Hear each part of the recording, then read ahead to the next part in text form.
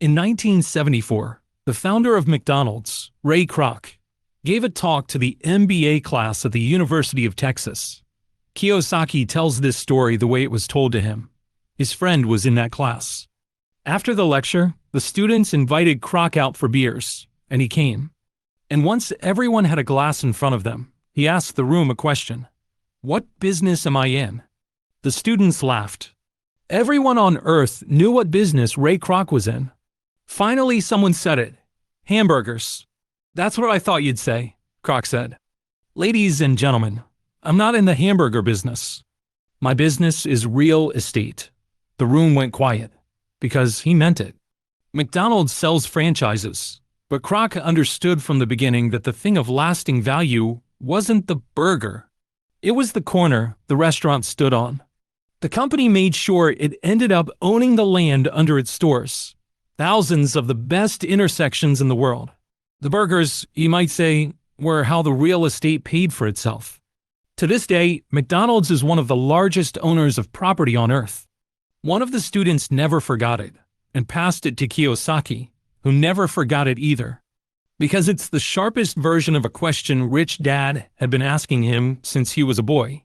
And it's this episode's question, aimed at you. There's what you do.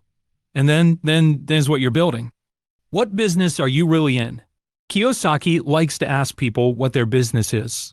They answer with their job. "I'm a banker." And he asks, "Do you own the bank?" No, I work there." That's the confusion. And almost everyone alive is living inside it.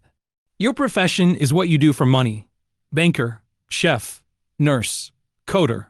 It pays the bills, and it deserves your respect. But it isn't your business, for one simple reason you already know from episode 2. A profession is income, and income stops the moment you stop. Your business is the thing that doesn't stop. Your business is your asset column. So, Rich Dad's third lesson comes down to 3 words. Mind your own business. And it means something gentler and more practical than go be an entrepreneur. Kiyosaki is blunt about that. Most new companies fail, and running one is a hard life he wouldn't push on anyone. He's not telling you to quit. He's telling you to notice whose business your effort has been building all these years. Your employers, the governments, the banks, and to start giving some of that effort every month to your own. Keep your day job. Work it well. And quietly, on the side, start buying the things that pay you back. So, what actually goes in the column? Rich Dad's shopping list is short, and none of it is exotic. A small business that runs without you. Because if it needs you there every day, that's not a business. That's a job you own. Shares in companies, bonds, real estate that collects rent, royalties, money that keeps arriving for something you made once. Anything, in short, that puts money in your pocket while you sleep. And Kiyosaki adds one rule of the heart: buy assets you love. He collects rental buildings because he genuinely loves buildings, loves shopping for them, thinking about them, fixing their problems. If you don't love it, Rich Dad said, you won't take care of it. Now the other list, the things that feel like assets and aren't. The new car, it loses about a quarter of its value the day you drive it home. Kiyosaki's $400 golf driver was worth maybe $150 after one swing. The furniture, the electronics, the watch, the stuff a bank politely lets you list as assets on a loan form.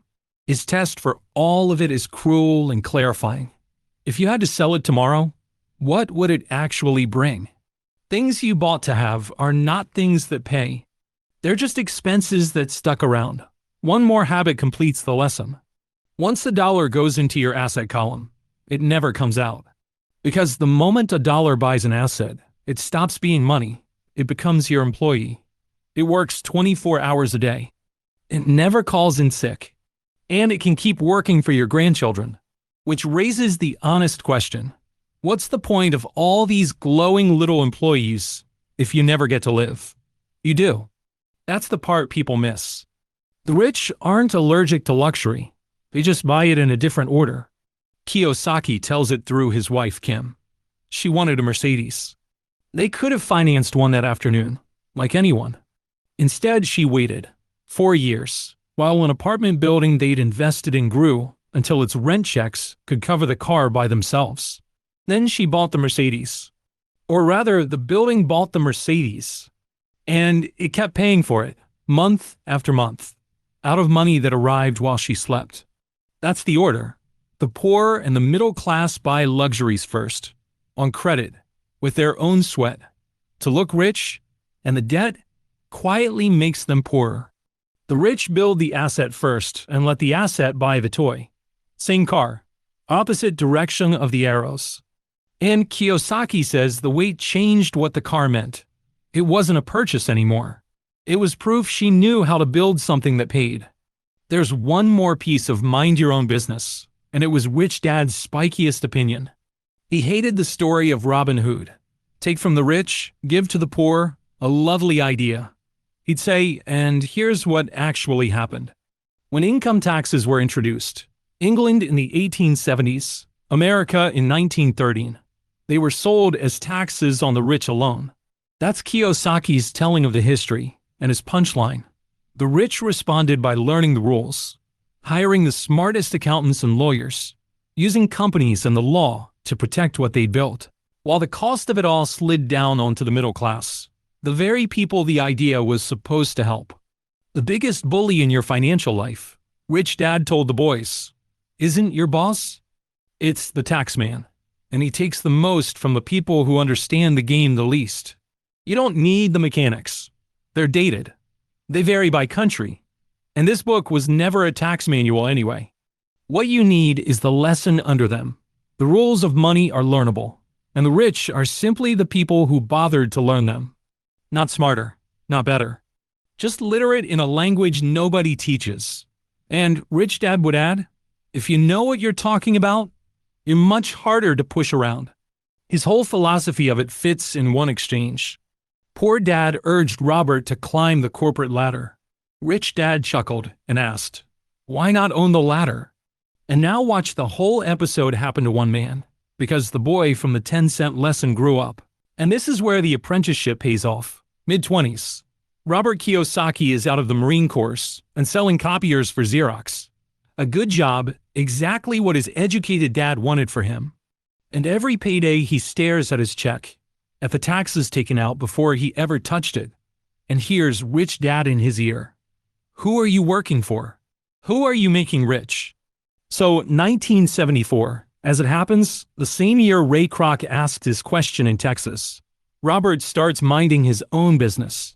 He doesn't quit. The opposite. He becomes one of the best salesmen in the company, because now the job has a purpose. Every commission has an assignment before it arrives. Buy assets. Hawaii real estate, small and unglamorous at first. Deal by deal. Dollar employee by dollar employee. 3 years later, his little company was earning more than his Xerox salary. And then came the Porsche. His colleagues assumed he was blowing his commissions. The classic move. The luxury bought first. He let them think it. The truth was the opposite. The commissions had bought assets, and the assets bought the Porsche. Same rules as Kim's Mercedes. The car in the parking lot wasn't spending. It was proof the loop had closed. So, your profession funds your business. Your business buys your freedom. And the freedom, eventually, buys the toys. But notice the step this episode skipped past. The one everybody asks about. Deal by deal, we said. Where do the deals come from? How does someone with a salesman's paycheck find money-making opportunities everyone else walks straight past? Rich Dad had an answer for that too. And it's the boldest claim in the book. The rich don't find money. They invent it.